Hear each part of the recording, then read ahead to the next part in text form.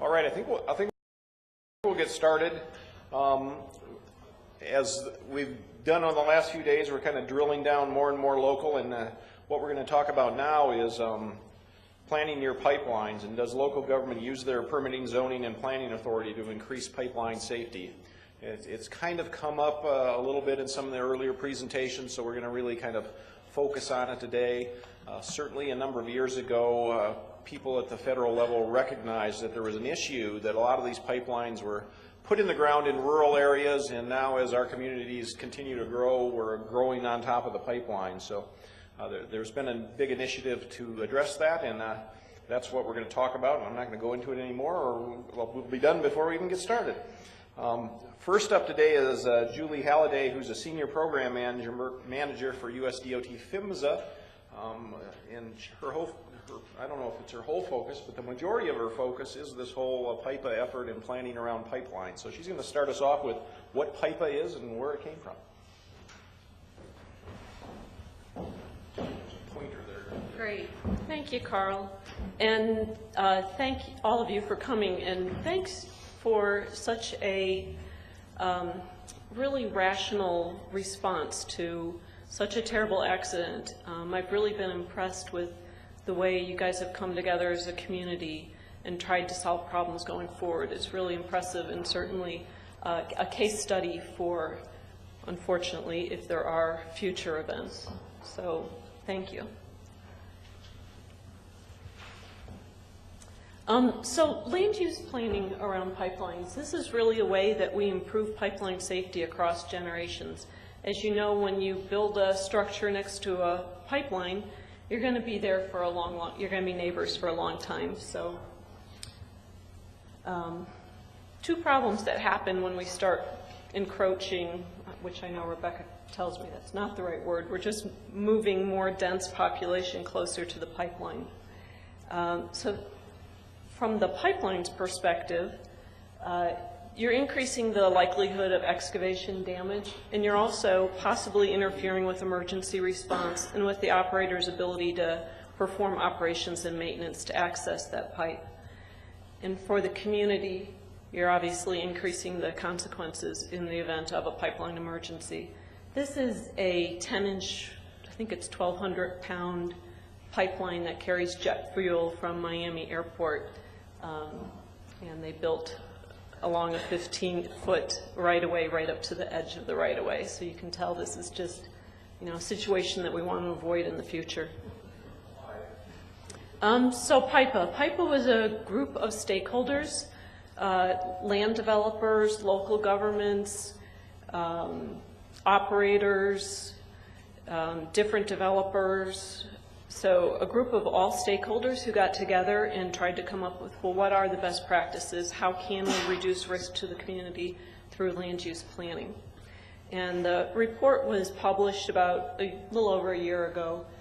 So now we're at the phase where we're trying to get this information out and help people implement some of the different recommended practices that make sense to them and to their community and to their operators. Not all of these practices will make sense in every situation, but for the most part, they do. I can kind of group these practices of what they mean to local governments into kind of three buckets. One would be their practices that are really about hazard awareness. The second group are true land planning practices, and then the third group is damage prevention. The damage prevention kind of slid over to, we're past the planning, we're starting construction, but because damage prevention is such a big risk to pipeline safety that, I think people just couldn't help themselves. Now, within a government, there's different, as you know, that differs state by state, county, city, of who has the authority to implement some of these recommended practices. They can be within a planning, a zoning, legislative, permitting. Fire department often has the responsibility of anything that looks like a fire code or something along those lines. So that again is part of our challenge of how to reach out to the right groups. So the first one is that we're really looking for people to map their pipelines. within the different geographical information systems within a government. Now, some governments are very coordinated, and they have one GIS, and all the different groups use that same GIS. That's not the true in all of them. I don't know, do you guys have different, like does Public Works have a different GIS than land planning? And so we're trying to promote that each group would make sure that they incorporate pipelines within the different GIS systems. This was what I would call a hazard awareness. If you're looking at land records, you want to make sure that within the easement that you have this recorded. This is a way that generations future are going to understand what their rights are within that easement. That easement being, you know, your bundle of rights within that piece of land is going to spell out what you're allowed to do with that land, what you're not allowed to do with that land. So it's something that, you know, you want to make sure that future landowners are going to understand what they can do. And one thing I know this is in the ordinance that you guys are looking at is to make sure that you record those transmission easements on all the plats and plans. And that, again, is just a way that we're continuing to pass on the awareness that there is a pipeline here and that we need to consider it. This, as you're probably beginning to sense when you start talking about land planning near transmission pipelines, it starts getting into property rights. And that was some of the challenge that the group had. That's one reason why we did not promote setbacks, because that can be perceived as a regulatory taking. That might be something that you know, could create, I guess, a lot of animosity as opposed to trying to build relationships and building cooperation. So one other recommendation practice is disclosure that there is a pipeline on your property when there's a sale. And I know reading through the working group that there was concern about, well, now that there's been an oil spill, if I sell my land, do I have to disclose that this has occurred? I don't have the answer for you. I actually had not considered that before I read your study group, but that was, you know, that's a good insight, and I don't know what the answer is. I think your real estate commission would have to respond to that.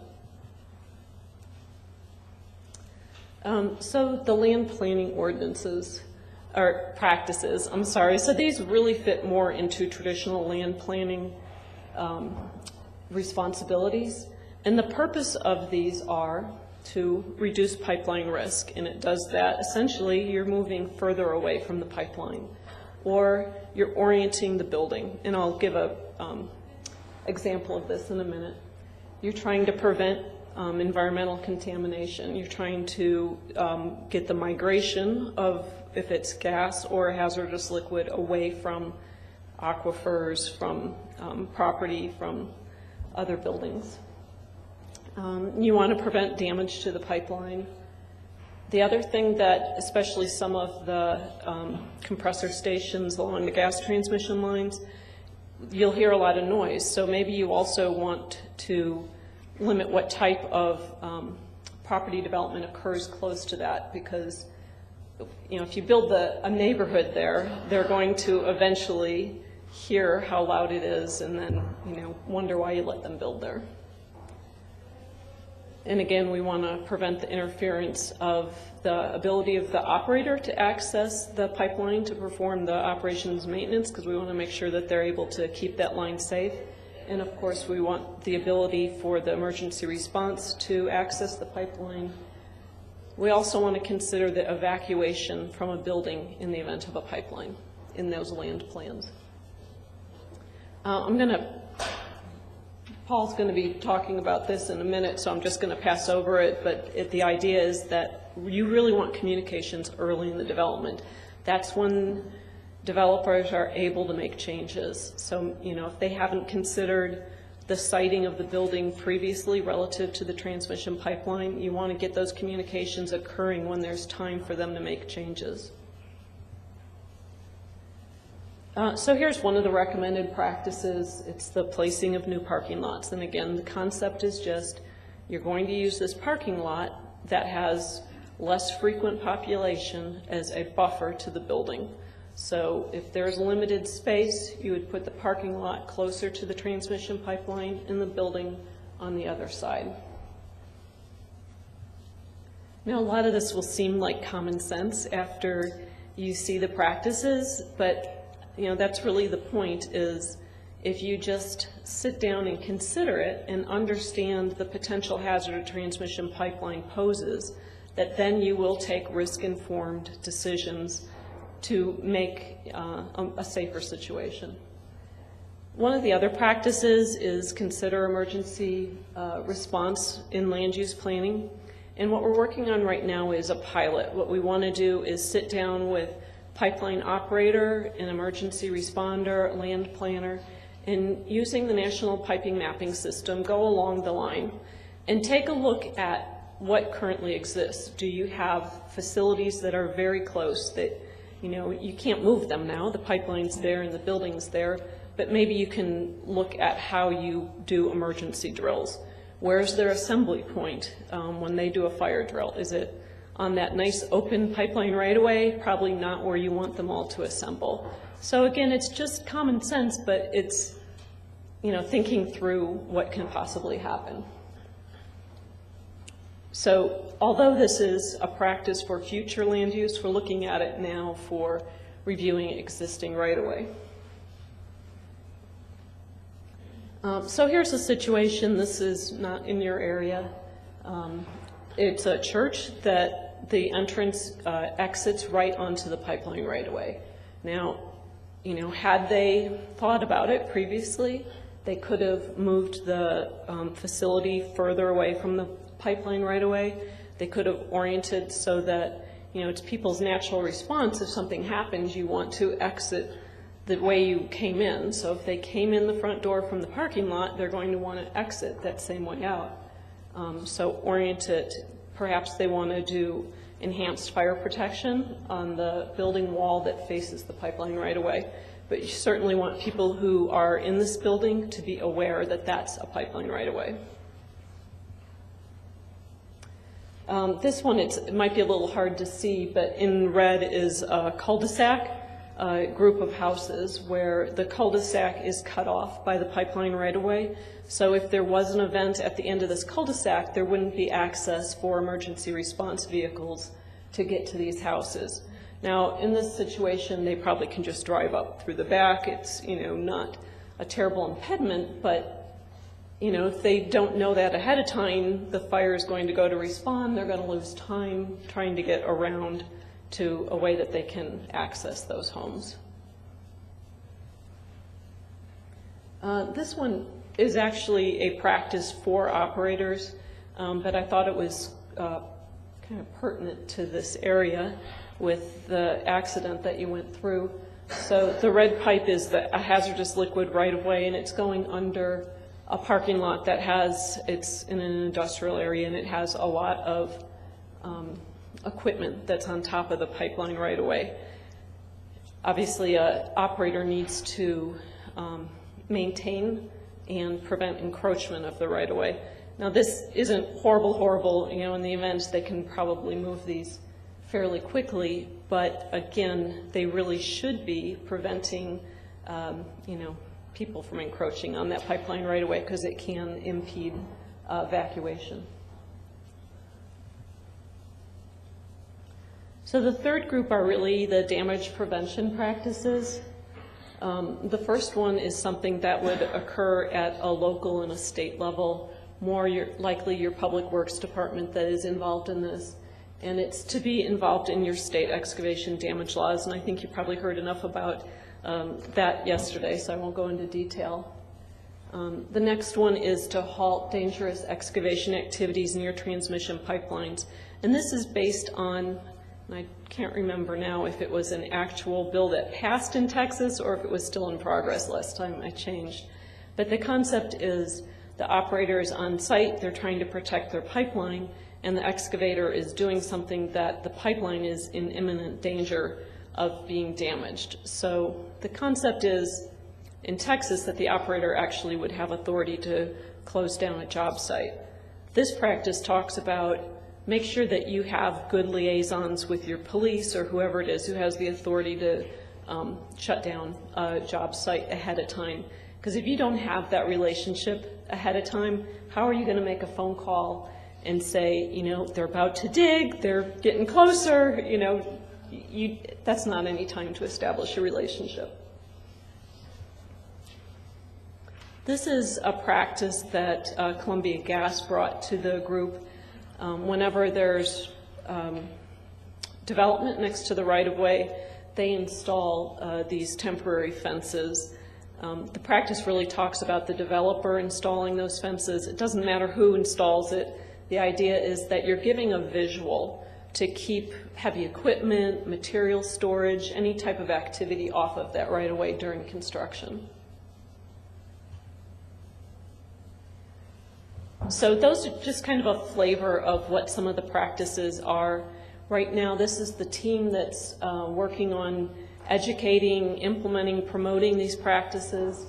Boy, that font's really small when you get back there. But as you can see, it's a smattering of pipeline operators who've been very supportive of getting this material out, as well as the trade associations. We also have some government associations, NACO, the National Association of Counties, the National League of Cities. There's a few others that participate as well.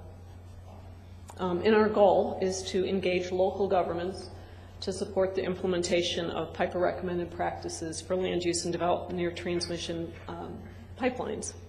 So we're really, although we still do broad outreach, we do programs to raise awareness among operators and developers. Currently, our focus is really on local governments. I wanted to talk about two of the initiatives that we have currently in progress with local governments. This one has really just started to kick off. We're working with Virginia Department of Emergency Manager on enhancing their hazard mitigation plan to include pipelines. I don't know if I show of hands, has anybody been in part of the mitigation planning process within Salt Lake City? Okay, well, you might want to join. Originally, a lot of these hazard mitigation plans just focused on natural hazards. There is not a requirement that they look at other hazards, but many counties, states have done just that. So what they're doing through, let me go back, through the mitigation process is they're identifying natural and man-made hazards to a community, and they're looking at how much risk does that pose to the community, and then what is it within the authority of the government to try and mitigate that risk, those risks. For natural hazards, FEMA has lots and lots of dollars to help with mitigation activities that come out of those. We have small dollars to help you go ahead and do the analysis of what pipelines mean to your community, but we don't have those large mitigation dollars that FEMA has. But it at least gets you started. So here's an example, Washtenaw County up in Michigan, within their hazard mitigation plan. This is a picture from the National Pipeline Mapping System. If any of you haven't seen it, this is what it would look like for the public to go view it. The red lines are the hazardous liquid and the blue lines are the gas transmission. Within their plan, they consider pipelines both as critical infrastructure to be protected from other hazards. So in this instance, they're looking at earthquakes. What's the potential of an earthquake impacting a pipeline? They also take a look at pipelines as a hazard. So in the event of a pipeline incident, what is the potential consequences? They look at first identifying the pipelines, who they are, who operates them, who regulates them. A lot of what you've done through this process today. They look at past incidents, how frequently have they been, what type of consequence have there been, and then within their area, maybe they look at that same operator, what experience has there been, further down that line, but it's, maybe a pipeline that has similar characteristics. And then they're looking at what can we do? And from that, coming up with a mitigation plan. After San Bruno in California, they We're just about to go to publication with their state mitigation plan, and they really didn't have time because it is a public process and it's a fairly long process too. I don't know, Paul, if you've been involved in it, but it probably lasts at least a good year. It's very long and involved, detailed. So they just said, you know, once we get this new PIPA recommended practices, we're going to go back and consider them. So like I said, there's 4 steps to the process. The first is identifying the hazard. The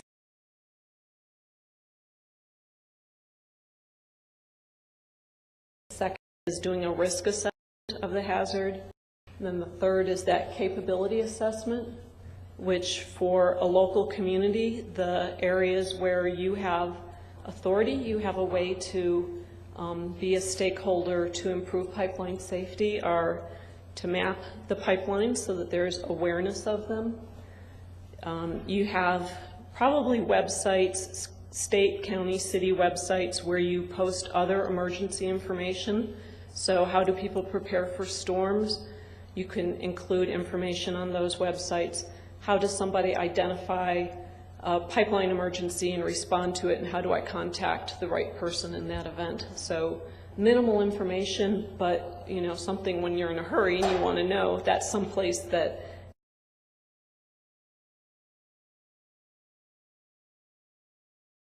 for recognized authority, probably more so than PHMSA. Damage prevention, these are state laws. Emergency response, going through all the different type of training, what type of equipment do we have, are we prepared for an emergency response for the type of pipelines which are in our area. And then finally, going through what do we do in terms of land use planning based on, you know, here's an idea of things that are within your control. Do you do these things? Does it make sense for you to implement any of these? So right now we have the checklist form for land use planning. We've taken them out of the 264-page report and made it into something that's a little bit more manageable. We're going to be developing those for the other parts of the STAR here. And these are just, again, some ideas of some of the things that a government has authority to control. And some of these are things that a state controls. So if you're looking at your 911 center, do they have scripts for when you call 911, do they know how to respond to a pipeline emergency, what questions to ask you? And some of them will be local. Land use planning, obviously local, not at the state level. So here's what this is our next initiative. So we've developed this cheat sheet. We're trying to promote this to local governments, you know, as a more easily manageable piece of material to review other, you know, instead of the report. So what are some of the things local governments can do? Identify your pipelines, map them within your public works, your zoning, your comprehensive plan, all of your GIS systems. Use the evaluation tools, see what type of other land planning makes sense to Salt Lake City, Salt Lake County. Work with your developers and your operators to influence them to also implement the practices for which they are the primary, they have the primary action. Feel free to contact us if you'd like more information. We also have the website, which got cut off here, but it's pipa-info.com. And just as this was funded, I think partially with a technical assistance grant, those are available. They are usually open around January, February, and then they're awarded around September. So it does take a little bit of advanced planning for them, but for instance, if you're thinking of enhancing your hazard mitigation plans to consider pipelines, you know, go ahead and think about applying for that next January or February, and then start working on it next September. So, and that's just the website for the TAG grants. And that's our website for PIPA. So I hope you go and take a look at it and see if there's anything that makes sense for you.